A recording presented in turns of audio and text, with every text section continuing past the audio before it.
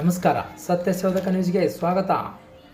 ಮನುಕುಲಕ್ಕೆ ವಸ್ತ್ರ ಕರುಣಿಸಿದ ದೇವಲ ಮಹರ್ಷಿ, ದೇವಾಂಗ ಮಹರ್ಷಿಗಳ ಜಯಂತಿಯನ್ನು ಆಚರಣೆ ಮಾಡಿದ ದೇವಾಂಗ ಸಮಾಜ ಬಾಂಧವರು.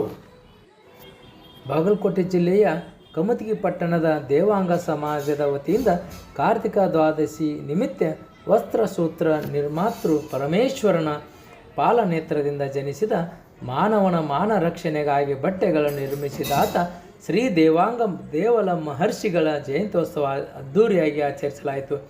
ಶ್ರೀ ಬನಶಂಕರಿ ದೇವಸ್ಥಾನದ ಆವರಣದಲ್ಲಿ ದೇವಾಂಗ ಮಹರ್ಷಿಗಳಿಗೆ ವಿಶೇಷ ಪೂಜೆಯನ್ನು ಮುಖ್ಯ ಅರ್ಚಕರಾದ ಶ್ರೀ ರಾಘವೇಂದ್ರ ಸ್ವಾಮಿ ದೇವಾಂಗ ಮಠ ಅವರಿಂದ ನೆರವೇರಿಸಲಾಯಿತು.